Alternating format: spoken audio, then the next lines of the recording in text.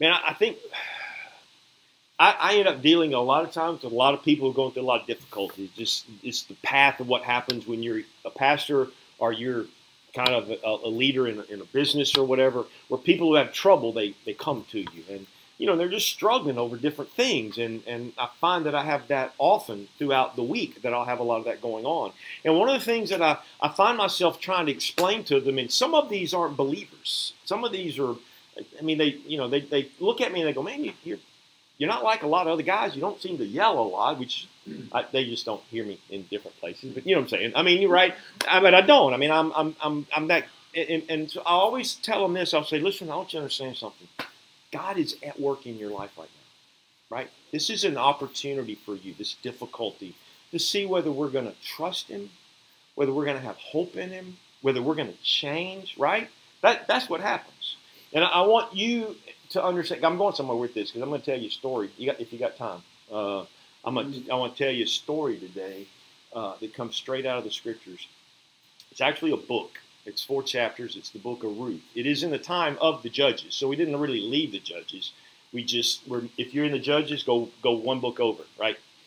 We're in Ruth, and I want to tell you this story. But here's what I want you to understand: the depth to which God goes to get you where He wants you to go.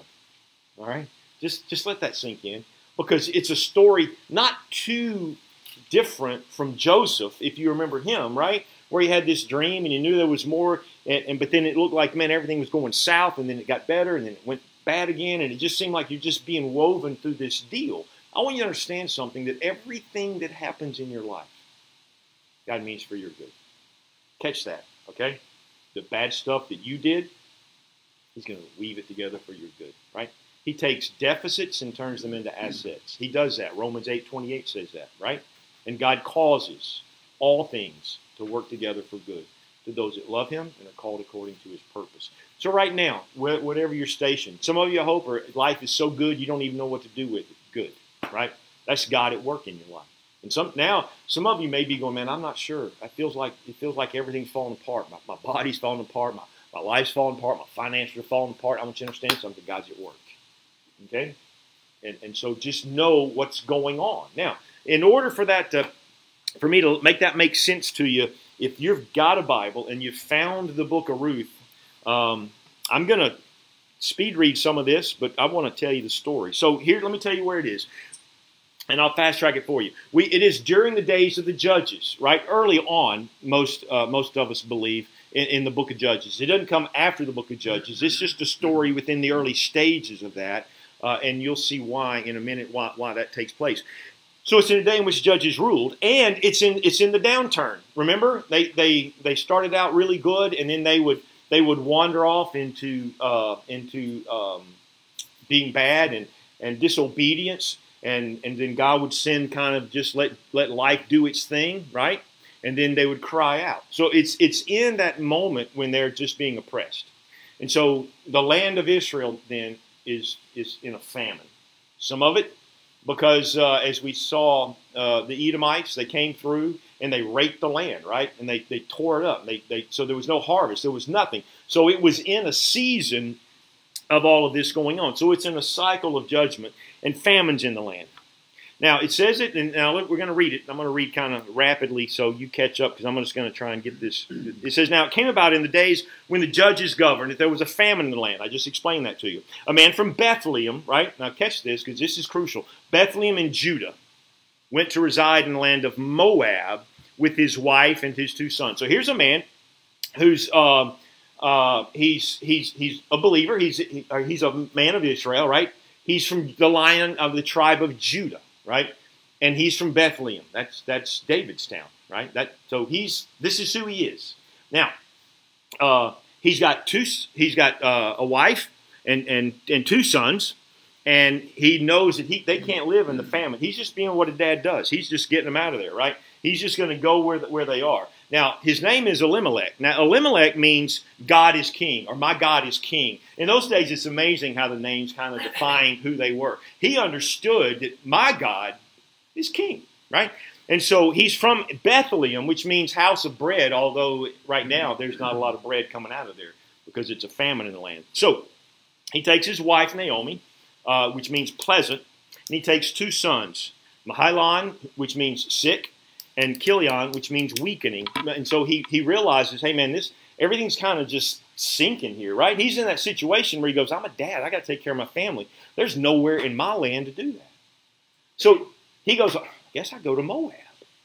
Now, that's not probably the smartest thing in the world to do, but you do what you do when you got family, right? Now, Moab, just so we're kind of clear on what's going on, it's a cursed land. They serve the god Chemosh, and they worship him, and they sacrifice their children to this god. Just let that sink in, okay? It's not really that much different than what we see going on today. We may not sacrifice our kids to the death, but we just give our kids to the world, right? I mean, you can see that happening right now. You can just see the evil that's taking place. Now, to tell you who Moab is, remember Abraham, right? The father of a great nation. He had a nephew named Lot. Remember that?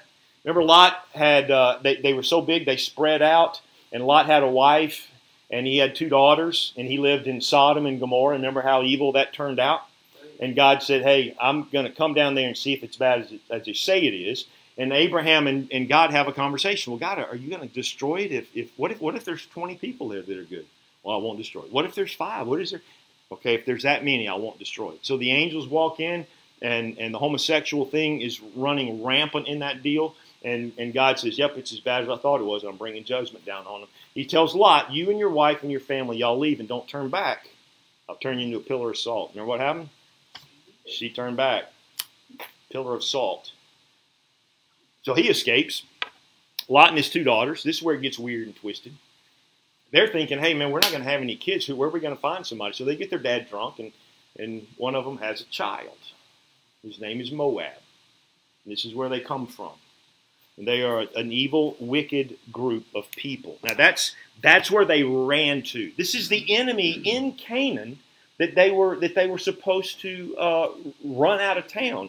Now they've decided to go east and across the Red Sea and live in that town. So now let's pick up the story, and it'll go a little faster. It says this: the name of the man was Elimelech, and the name of his wife Naomi, and the name of his 2 sons were Mahlon and Chilion, Ephrathites of Bethlehem and Judah. So they entered the land of Moab and remained there. Then Elimelech, Naomi's husband, died, and she was left with her 2 sons. So now Naomi's over there. Now her husband's dead. And in those days, right, just like it is now, widows, they have a hard time, right? I mean, if they didn't have kids and they don't have people who, it can be difficult. And so Naomi now, she's over there, and she's got 2 sons, but she's got no husband. And it says verse 4, and they took for themselves Moabite women as wives. That's one of the things that God specifically said, hey, don't do that. Don't take foreign wives, because they're gonna corrupt you. It says this. Then both Mahlon and Chilion also died, and the woman was left with her 2 sons, without her 2 sons and her husband. So they have kids. I mean, they have wives. Then they die, and now you got 3 women all alone in the land of Moab. 2 of them are Moabites. This is a crucial thing we just need to. Let me say it again. God is weaving His stuff. All right. So you got 2 Moabite women. You got Naomi, an Israelite, and they're in the land of Moab. Now, that's kind of where we pick up this story. God is weaving His plan. He has a purpose in everything. Now, so let's look at verse 6. Then she arose with the daughters-in-law to return to the land of Moab, because she had heard in the land of Moab that the Lord had visited His people by giving them food. So she's over there in Moab, and they're like, hey, man, harvest is good over here. You should come on home, right? Because, I mean, they hear the stories. She's lost her husband, that she's got, daughter-in-laws, and she's lost her boys, and they're like, hey, come on home, right? So she hears the news. So Naomi's thinking, hey, I'm going back to Judah, right? So this says, then she arose with her daughters-in-law to return from the land of Moab, because she had heard in the land of Moab that the Lord had visited His people by giving them food. Verse 7. So she departed from the place where she was, and her 2 daughters-in-law with her. They went on the way to return to the land of Judah. So they're heading that way. Now, but Naomi said to her 2 daughter-in-laws, listen, I mean, she's thinking, I mean, I don't, We don't know exactly what she's thinking. She's trying to get him to stay in Moab. Maybe because she's not sure what she's going to do when she's get back, because she still doesn't have a husband and she doesn't have any children. So she doesn't even know what she's going to do. But the Lord knows what he's going to do. All right? This is the good news, right? You and me don't have to know everything we're going to do. We just have to know that God is going to do what he's going to do. And so she's going to try and talk her daughter-in-laws into staying in Moab. So that they could just go find them husbands and take care of everything. And this is a sacrificial thing. I'll just figure it out. Except that God's already figuring it out. So she encourages her daughter-in-laws to go, right? Verse 8. But Naomi said to her two daughters-in-law, go, return each of you to your mother's house. May the Lord deal kindly with you, as you have dealt with the dead and with me. You've been gracious to me. I mean, you stood by me right now, and you lost your husband. You have no reason to be here. You should go find you a man, because you need somebody to cover you, right? Go, return each of you to your mother's house. May the Lord grant that you may find a place of rest, each one a house each one in the house of her husband. Man, I'm just praying you ladies get a husband. That's what I want. Then she kissed them, and they raised their voices, and they wept. However, they said to her, no, but we will return. No, we're going with you. But Naomi said, return, my daughters. Why should you go with me? Do I still have sons in my womb? See, back in those days, if you lost somebody, you would marry the next in line. And she goes, you'll be waiting a long time if you're going to wait to marry one of my other sons, because I don't have any. Are you going to wait that long? I mean, we're talking 20, 30, 40 years now at this point. But Naomi said, return, my daughters. Why should you go with me? Do I still have sons in my womb that they may be your husbands? Return, my daughters. Go, I'm too old to have a husband. If I said I have hope, if I were even to have a husband tonight and also give birth to sons, would you wait therefore until they were grown? Would you therefore refrain from marrying? No, my daughters, for it is much better for you to go, because the hand of the Lord has come against me. She's like, I think God's just against me, so y'all go live your life. I'm just going to go an old woman back home, and I'll just die. That's basically what she's saying. So here's where the story gets interesting. Verse 14, it says this, and they raised their voices and wept again, and Orpah kissed her mother-in-law, but Ruth clung to her. Then she said, behold, your sister-in-law has gone back to her people and her gods. Return after your sister-in-law. She's like, hey, Orpah's gone. She's gone back. She's going to start worshiping the Chemosh and Moabites and all that, and she'll find her a husband. You should go do the same thing. But Ruth said, do not plead with me to leave you or to turn back from following you. For where you go, I will go, and where you sleep, I will sleep. Your people shall be my people, and your God, my God. Now, you may have seen that thing before, right? Usually it's used in terms of like when people are in love, right? A husband and wife, and they'll have the little heart that's got a crack in the middle of it, right? And each one has a piece of it, and when you come together, it's like, I'm never going to leave you. It really wasn't talking about husband and wife. It's talking about a mom and her daughter-in-law, right? But this is Ruth saying, listen, I want to be with you. I'm telling you, I'm not going anywhere. Listen to why. Where you die, I will die, verse 17. And where I live, I will be buried, you'll be buried. May the Lord do so to me and worse, if anything but death separates from you. When she saw that she was determined to go with her, she stopped speaking to her about it. She's, look, I'm going with you. Now, listen, this girl, you were going to read later, she saw something in Naomi that she didn't see in all the Moabite women. She saw something of the God of Naomi, that God, and she goes, I think I'm going to hang out with that. This is what's going on. You'll see it as it unfolds. Listen, this is a crucial deal. They're at a crossroads. I'm trying so hard to make sure that we're in this story, and you realize that every day you have an opportunity to make a choice, right? She had a choice. Yeah, I can go back to my old way of life, right? I can hitch my wagon here and just see where it takes me. There's a truism I taught all my kids. The choices you make today are the realities that you live with tomorrow. You understand that? Good and bad, right? The choice, you have no idea when you make that choice what's going to happen to you. The choices you make today are the realities you live with tomorrow. I was too stupid and foolish to know what I wanted in a wife. I really was. Tammy was pretty, and I liked her, and we hung out. That was it. I didn't know anything else. I didn't know a thing else about her. It was probably one of the most rushed, rapid decisions that a man can make. right? I mean, it took me a while to convince her of that. And when I say rushed, I mean, I already made my decision. It took me about a year and a half where she, wised up, right? But in that whole process, I had no idea. But I look back on my life now, 44, almost 45 years, and that was one of the best decisions I ever made. The choices that you make today I'm living in a good reality because I did something that made no sense to me. My dad was like, "You're too young to get married." I'm like, I know, but if I don't get married, bad things could happen, Dad. And so I'm getting married, right? And so I'm telling you that because you never know, do you? You never know how that one decision just changes your life. But listen, God knows the variables. He knows the what ifs, right? Doesn't he tell one of the towns, Capernaum, man, if the miracles that were done in Sodom had been done here, they would have repented in sackcloth and ashes long ago. See, God knows the what if. He knows the A and the B. He knows plan A, he knows plan B. He knows which one you're going to choose. You can't outfox him. But here's the thing. She made a choice, and I'm telling you, it's going to change Ruth's life. And so just understand that. I don't mean to paranoid us. I just think it's important that we understand that the Lord always presents to us door number one, door number two, right? Now, he's going to work it out, but we have that option. Let's seek it. Best hope we can, the one that seems to be most favorable to him, right? So, now, let's keep going.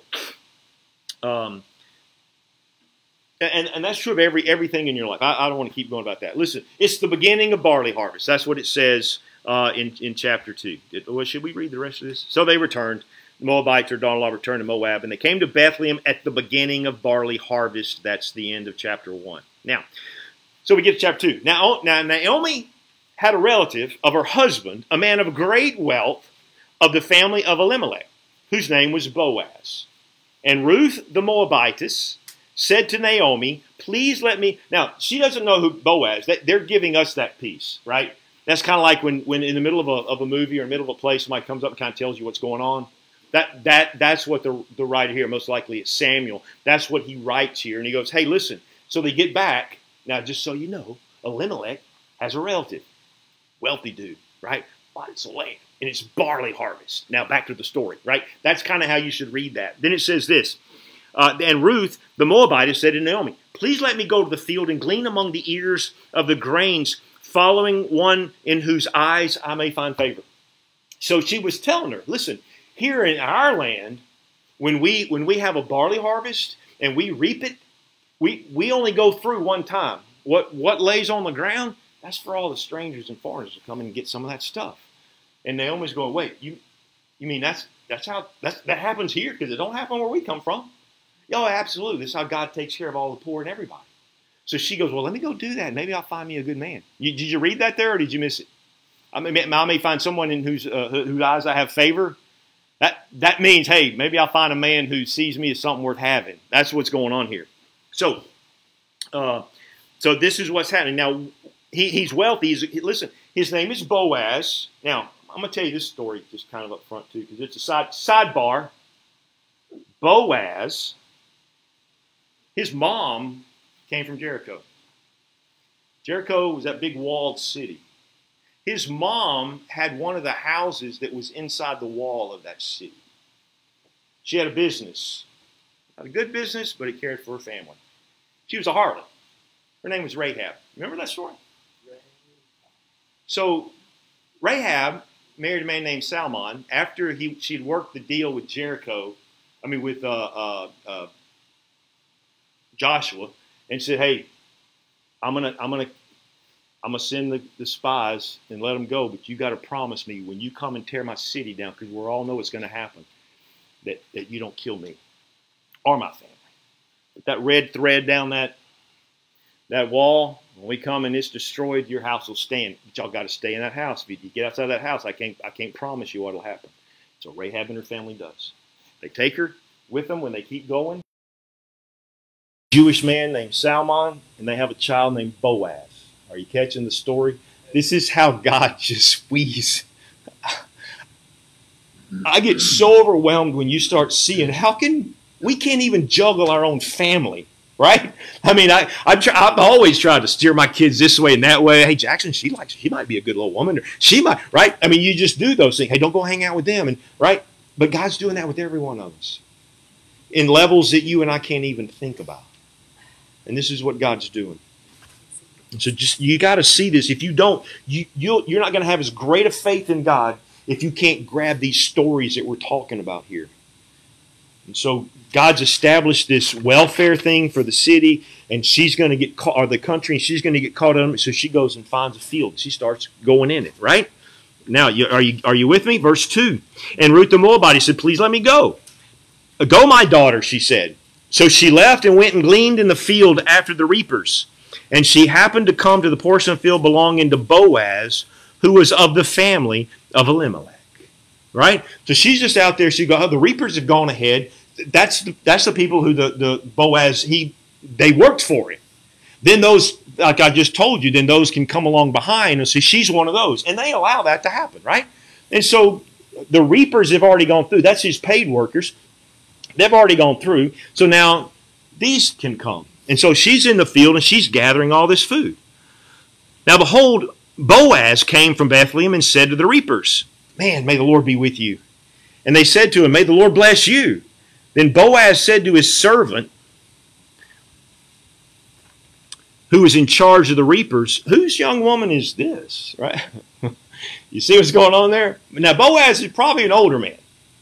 But he sees a young girl over there and goes, man, whose is that? Right? I don't know if you catch that or not. That's just old-fashioned way of saying, hey, she's hot. Right? I mean, that's kind of what's going on. I'm just trying to help you read between the lines here. And so it says this, then Boaz said to his servant, who is she? And they said, she is the young Moabite woman who returned with Naomi from the land of Moab. And he said, they're telling him, hey, she came to us and said, please let me glean and gather after the reapers among the sheaves. So she came and has remained from morning until now. She just showed up, said, hey, can I glean? But we know about Naomi and we know about her daughter-in-laws, and she's one of them. And so we just let her do it. And she's been sitting in the house for a little while. I think she's tired. She's just kind of hanging out. Then Boaz said to Ruth, listen carefully, my daughter. Don't go gleaning in anybody else's field. You know, hey, I got you, girl. Come hang out with me, right? He says, furthermore, don't go on from this one, but I want you to stay right here and join my young women. I want you to work here in this field right here. Keep your eyes on the field which they reap and go after them. Indeed, I have ordered the servants not to touch you. Listen, you're safe here. Nobody's going to kick you out of here. Nobody. You know how many people would take advantage of someone like that, right? In Jewish culture, that kind of day. Hey, she's mine. It's a done deal, right? They do with her what she wants to. She stumbled, by her measure, onto the right field.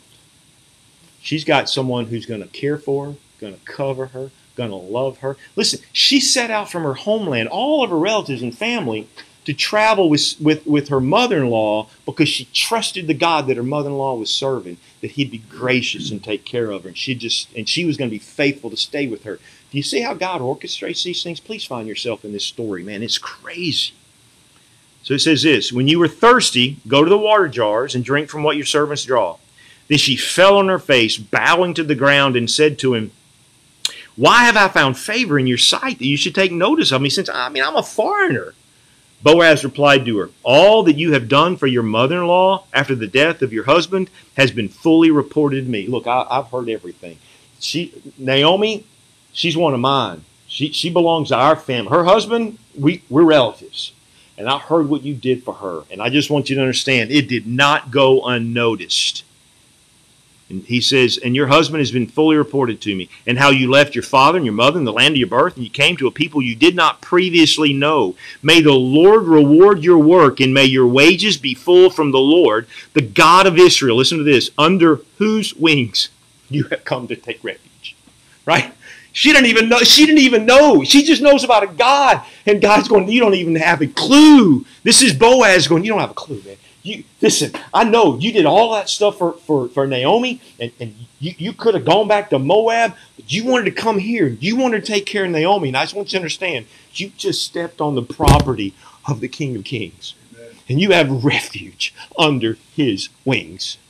Listen, this is such a good story. And so this is what's going on. Listen, Hallmark movies can't do this. They can't. We watch them all the time. The Tamster's addicted to them. You can't do this. He meets with her, blesses her, and she asks why. He said, because I've heard your story. You're taking residence in the land of the living. Man, it's good. Let's keep going. So it's 14. And at mealtime, Boaz said to her, come here that you may eat of the bread and dip your piece of bread in the vinegar. He's like, hey, it's kind of a date, right? Sort of. He's just not telling her that. He's like, hey, why don't we come eat? Let's just have dinner, right? So she sat beside the reapers. So he brings her into to that table. Not too different from Mephibosheth, right? Most of them, they just go eat somewhere in the field, right? Just pull out your sandwich or whatever it is you got. You're going to sit over there and eat. He's like, oh, why don't you come eat with all of us? You're like, you know what was he doing? He's drawing her in, man. That's how God does for us, right? Then we start out, somebody, we weren't under his wings when we were born. You know that, right? And somebody said, hey, why don't you come hang out? For me, it was a little church on 5 Mile Road in Roebuck Drive called the Southern Methodist. And a man named Bill Prince was a pastor. And he shared Christ with my mom and dad. And suddenly I started going to church there. And we got brought in there. Right? That's how that happens. You understand that, right? And then all of a sudden now you're underneath this refuge, and they start treating you like family. And we had more close friends in that church than we did anywhere else. And all of a sudden it was like family. And I got to sit among some folk that love Jesus, and I got blessed by that, right? That's how it happens. You just get drawn in. My mom and dad, man, we were members of the Birmingham Southern Club. That was our religion. Until my dad thought maybe we ought to go to church. And so we did. And then I don't ever miss a Sunday in my life. I really don't. It was just part and parcel to what you did. You grew up and you went to church, Sunday school, church, had dinner, came back for training union or whatever you call it, choir practice if you had that, Sunday night, Tuesday night you had visitation, Wednesday night you had church, you eating folk, right? That's what we did. And it was crazy. And it changed my life. Had my dad decided not to go, hear this? My dad made a choice. And it wasn't even a good choice. He sent my mama because he said, I don't like churches because they're a bunch of hypocrites. My dad Doughton made a better choice than most men make today. And he sent my mama. Mama came back and said, it's pretty cool there. And so my dad went. And that next Sunday, a preacher showed up in my house, a little 21-year-old hockey player from Canada. And he shared the gospel with my mom and dad. It changed our life, right? It's the choices. I'm telling you, it's the choices that you make. Make good choices, right? It's life-changing. Because of that, I've been brought near. I mean, I'm under the shadow of his wings, not because I decided to go there, but because somebody before me said, we're going to go there. And somebody there welcomed me and said, hey, you're a part of the land of the living now, right? I want you to see yourself in these stories. If you don't, you're missing the best way to study the scriptures. Sorry, I got to go. We got to go. Now, so let's look at this. So she gleaned in the field until evening. No, listen to what he said. So this is how he's just lavishing her. So they have the meal. She's sitting with the reapers. He serves her roasted grain, and she ate and satisfied and had some left over. When she got up to glean, Boaz commanded her. So she gets up to leave, and I got to get back to work. The others, they're just sitting around because they'd already done their work. Now it was hers to go get it. Listen to what he says. Boaz commanded his servants, you let her glean anywhere. I don't care if it's in the sheaves. In fact, I want you to drop some sheaves. I don't want her to have to pick up some. Drop bundles of this wheat for her. Right? Come on. Is that not God lavishing us? Right? He gives how? Good measure, pressed down, shaken together, running over. Right? He's found one who's faithful to one of his, Naomi, and he's like, and I'm going to bless you for it. Man, you've got to see this story. When she got up to glean, Boaz commanded him, hey, do not insult her either. Don't you call her a Moabitess. Don't you make fun of her. You just love her. You hear me? It's not your job to judge or condemn. It's your job to love her. She's in our house now. Man, this is good. And then he says this, and you are to purposely slip out for her some grain from the bundles and leave it that she may glean, and don't you rebuke her for that. So she gleaned in the field until evening. When she beat out what she had gleaned, and it was an ephah of barley, and she picked it up and went into the city, and her mother-in-law saw what she had gleaned. She also took some and gave it to Naomi after she had left, after she was satisfied. Her mother-in-law said to her, "Where did you glean today, and where did you work? May he who took notice of you be blessed." She said, "Man, whoever you went to, man, the Lord bless him." She told her mother-in-law with whom she had worked and said, "The name of the man whom I work for today is Boaz." Ding, ding, ding. Naomi's eyes are all of a sudden it's like processing. Wait. Boaz. He's related to Elimelech, my husband. Right? Listen to what he says. Naomi, verse 20. Naomi said to her daughter-in-law, "May he be blessed of the Lord, who has not withdrawn his kindness from the living and from the dead." Again, Naomi said to her, "The man is our relative. He's one of our redeemers." That's why we were singing about Redeemer today, right? He's one of our redeemers. Then Ruth the Moabitess said, "Furthermore, he said to me, you are to stay close to my servant until they have finished all my harvest." And Naomi said to her daughter-in-law Ruth, "It is good, my daughter, that you go out with his young women, so that others do not assault you in another field." So she stayed close by the young women of Boaz in order to glean until the end of the barley harvest and the wheat harvest, and she lived with her mother-in-law. Now, we're moving on to chapter 4, but 3, aren't we? Yes. All right, I got to find it.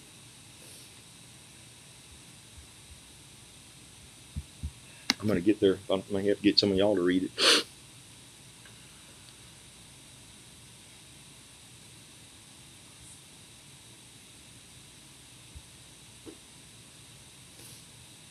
Yep, I got to get chapter 3. Sometimes all this technology.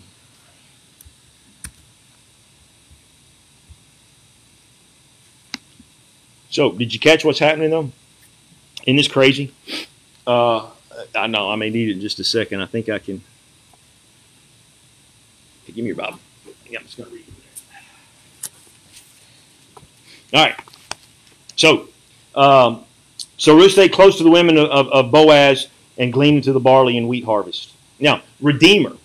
So here's what happened. If you didn't, listen, she didn't have any land. Naomi had no land, right? She did, but it's gone. So she has to find somebody from her husband's line whom somehow they can redeem the land and will share it with her.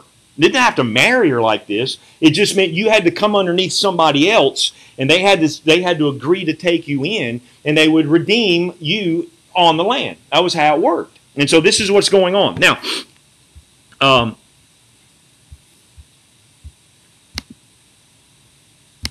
right, now let's get back to here. Chapter 3. Now, Naomi's the matchmaker here. One day, Ruth's mother-in-law, Naomi, said to her, "My daughter, I must find a home for you where you will be well provided for." Now, Boaz, with those women you have worked, is a relative of ours. Tonight, he'll be winnowing barley on the threshing floor. Listen, I know what's going on. It's the night of the big harvest. So he's going to be out there on the threshing floor. He's going to be by the barn. I want you to go over there and start hanging out in that area, right? Right? Naomi the matchmaker. Tonight, he'll be winnowing barley on the thresh floor. Wash, put on perfume, get dressed in your best clothes. You hear this? Old lady, like, hey, come on, I'm trying to help you here. All right? Then go down to the threshing floor, but don't let him know you're there until he has finished eating and drinking. Let's get him in a good mood first, right? Get a little tipsy. When he lies down near the place where he is lying, or note the place where he is lying, then go and uncover his feet and lie down, and he will tell you what to do. Now, that may sound kind of weird and everything in our culture, but here's what's happening. She's trying to say, hey, listen, I need somebody to redeem me. Would you be willing to do that? I need somebody to take me in and adopt me or marry me or however it's going to work, but I need that, right? She's fully exposed. If she's going to have help, it's got to come from somewhere inside that lineage. Are you catching the conversation about how Jesus is that for us, right? Right? I can't go to some other God to get it. If I want to get into the heaven of God, if I want to redeem that which God has called us to be a part of the household of God, the kingdom of heaven, I need a redeemer. I need somebody who will adopt me, marry me. That's why the terms are used. I'm a child of God, but yet I'm also the bride of Christ, right? That's what that is. I'm being redeemed. That's what's going on. Don't miss it. Now, it says this. I will do whatever you say, Ruth answered. So she went down to the threshing floor and did everything her mother-in-law told her to do. When Boaz had finished eating and drinking and was in good spirits, he went over to lie down at the far end of the grain. Ruth approached quietly, uncovered his feet, and lay down. In the middle of the night, something startled the man. He turned, and there was a woman lying at his feet, right? Because that's how you did it. There's nothing hanky-panky thing going on here. This isn't that. This is just simply, this was how they did those things. Who are you, he asked. I'm your servant Ruth, she said. Spread the corner of your garment over me, since you are a guardian redeemer of our family. And that was a sign to say, hey, I'm going to cover you. You understand? It's all symbolic, but that's what's going on. So when he takes that blanket and lays it over her, he's like, I got you, right? This is so good. Now, the Lord bless you, my daughter. This kindness is greater than which you showed earlier. You have not run after younger men, whether rich or poor. And now, my daughter, don't be afraid. I will do for you all you ask. All the people of my town know that you are a woman of noble character. Although it is true that I'm a guardian redeemer of our family, this is that plot twist, right? This is where the boyfriend from out of town shows up in the Hallmark movie, and you're like, oh man, now who's she going to marry? What's going to happen now, right? This is what's going on. Hey, I'd love to do that, but I got this problem. There's somebody that's closer to Elimelech than I am, and he has first rights to this thing. I love you and all, but if he wants you, you're his. Plot twist. This is how God operates. The Lord bless you, my daughter. This kindness. Then he says this. Although it is true that I am the guardian redeemer, verse 13, stay here for the night, and in the morning, if he wants to do his duties as your guardian redeemer, good. Let him redeem you. But if he's not willing, as surely as the Lord lives, I will. I want you to know, I got to do the right thing, but I want you. I want you, right? Lie here until morning. But you move, right? He's just like, hey, I don't want you getting away, right? Like, I got you. Now, so she lay at his feet until morning, but he got up before anyone could be recognized, and he said, no one must know that a woman came into this threshing floor. I don't want anybody to go, well, what does she look like, right? He's got plans. Listen, that's how men work. All you women know you got sliced up. Hey, our wheels crank too, right? We know how to figure things out. And so it says here, when Ruth came to her mother-in-law, he said, so she lay at his feet. Verse 15, he said, bring me the shawl you are wearing and hold it out. When she did, he poured into it 6 measures of barley and placed the bundle on her. Then he went back to town. When Ruth came to her mother-in-law, Naomi asked, how did it go, my daughter? How did it go? Tell me about the date. What happened? Then she told her everything Boaz had done for her and added, he gave me these 6 measures of barley, saying, don't go back to your mother-in-law empty-handed. Then Naomi said, wait, my daughter, until you find out what happens. For the man will not rest until the man... He's going to fix this. You just hang tight. He's got it. All right? Now, chapter 4, we're almost done. I hope you don't mind. But, man, this is good, right? So, it says, meanwhile, Boaz went up to the town gate and sat down there just as the guardian redeemer he had mentioned came along. And Boaz said, hey, come over here, my friend, and sit down. I got a question for you.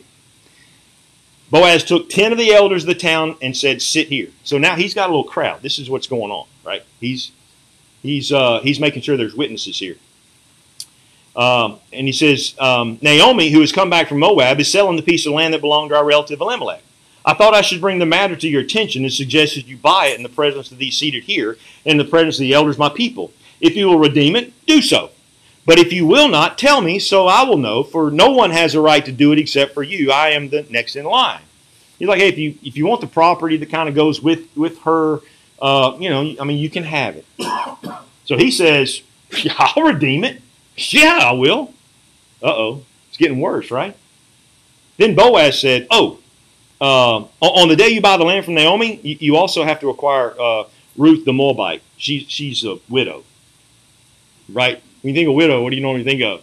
The old hag? Not really, just kidding. Now, in order to maintain the name of the dead with his property. So, hey, I got to tell you, there's this old widow that's going to go with it. At this, the guardian redeemer said, I don't think I should. I changed my mind. I don't want to redeem it. Because I might endanger my own estate. You redeem it yourself. I can't do it. What he's saying is, hey, if I bring her in, and all of a sudden she wants more, I brought her in, and then I got to deal with all of this, I'll lose my own inheritance. That's not worth it. So, can I redeem it? Yeah. All right, now, verse 7. Now, in earlier times in Israel, for the redemption and transfer of property to become final, one party took off his sandal and gave it to the other. This was the method of legitimizing transactions in Israel. So if he takes his sandal off, okay, well, we're working this deal. So the guardian redeemer said to Boaz, buy it yourself, and he removed his sandal. Then Boaz announced to the elders and all the people, today you're witnesses that I have bought from Naomi all the property of Elimelech, Chilion, and Mahlon. I have also acquired Ruth the Moabite, Mahlon's widow, as my wife, in order to maintain the name of the dead with his property, so that his name will not disappear from among the families or from his hometown. Today you are witnesses. Then the elders and all the people at the gate, we are witnesses. May the Lord make the woman who is coming into your home like Rachel and Leah. They're like, hey, come on, we appreciate you taking care. May you be blessed, just like Isaac was with Rachel and Leah, who together built up the family of Israel. May you have standing in Ephrath and become famous in Bethlehem. And he will, by the way. They will rename that town after one of his grandsons, great-grandsons. Though the offspring the Lord gives you by this young woman, may your family be like that of Perez, whom Tamar bore to Judah. Now, so Boaz took Ruth. She became his wife, and when he made love to her, the Lord enabled her to conceive, and she gave birth to a son. The woman said to Naomi, praise be to the Lord, who this day has not left you without guardian redeemer. May he become famous throughout Israel. He will renew your life and sustain you in your old age. For your daughter-in-law who loves you and who is better to you than 7 sons has given him birth. Then Naomi took the child in her arms and cared for him. The women living there said, Naomi has a son, and they named him Obed. He was the father of Jesse, the father of David. Who Bethlehem will be renamed as David's town. What a great story. How do you can't make this stuff up. Then this is the family line of Perez. Perez was the father of Hezron, Hezron the father of Ram, Ram the father of Amminadab, Amminadab the father of Nahshon, Nahshon the father of Salmon, Salmon the father of Boaz, Boaz the father of Obed, Obed the father of Jesse, and Jesse the father of David. Redeemed. Redeemed by Boaz, this kinsman redeemer. Man, I'm telling you, that is such a great story.